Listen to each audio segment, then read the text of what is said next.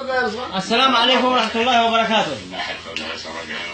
أنا أقول أنا أبغى أسأل إيش حكم في كرة القدم للأخوة صفرة في المباراة؟ أنا أبغى أعرف. إذا كانت تبغوننا نفشقن بيض فشقن بيض. نفشقن بيض، إذا كانت تبغوننا نفشقن بيض نفشقوه. كيف؟ كيف؟ مباراة الاتحاد شيء عذنا. طيب والأهلي؟ كيف والأهلي؟ أقول. والأهلي حقه اللي في الخليج أمس جول جول. ولا مش جول؟ جول. كيف؟ جول. جول. يحتسب للأهلي جول ويحتسب للأهلي 3 نقاط. يعني الأهلي المفروض 42. 42 نقطة الأهلي. الأول. إذا كان اعتادت مباراة القادسية والاتحاد حق الأهلي الهدف اللي في الخليج هدف و60 هدف. أو هدف و60 هدف. 3 نقاط احترم منها فريق النادي الأهلي. هذا مين يكون مسؤول عن هذا الكلام؟ مش عمر المهنا، هذا التحكيم والمرداسي المحلي يكون مسؤول عن هذه الظلم. طيب القادسية انظلمن والله انظلمن. انظلمن. انظلمن كرتين حمر للقادسية. كيف يبغون حقهم حق وحق الناس باطل؟ حقهم حق وحق الناس باطل.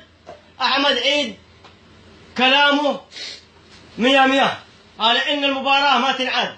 إذا عادت المباراة فشقن. إذا عادت المباراة بين القادسية والاتحاد الجول حق النادي الأهلي جول في الخليج جول ويحسب جول. والنقاط مازي سنعترض على هذا الكلام، سنعترض على هذا الكلام الواقع. الحكم هو المسؤول عن مباراة القادسية والاتحاد، هو المسؤول. والإنسان بشر وينحسب. والإنسان يغلط وما حد معصوم من الغلط. صح الإنسان من النسيان. خلاص المباراة عدت 90 دقيقة والمباراة 90 دقيقة مسؤول حاجة. ولم يحققوا أي شيء. طبعاً. فريق الاتحاد تبغوا انهم يفوزون بالقوة؟ نعم. بالقوة ما حد يفوز. خلاص يا أخي أنت خسران خسران. نقطة واحدة برضو الحمد لله، قول احمد الله واشكره. كيف تبغون المباراة تنعاد على ايش؟ على اي سبب؟ كلنا نفس القاسية. قولوا لنا نفوز القادسية عليكم. يا أخي يبغونه ياخذ الصدارة قال لك. الصدارة ما في. عيد عليه. الصدارة يروحوا لها عند أكشن دوري. ها؟ تبغون الصدارة يا اتحاديين؟ روح للفرق. روحوا عند أكشن دوري وهو يعطيكم الصدارة. نعم. لأنهم مصممين على هذا الكلام أن المباراة تنعاد. والمباراة مش رايحة تنعاد. ما دام ربنا موجود وأحمد عيد موجود ما تنعاد المباراة. ماشي سيكون اعتراض من كل الأندية على هذا الكلام. نعم. اعتراض من كل الأندية على هذا الكلام. المباراة عدت وراحت والآن خلاص ما يرجع ثاني.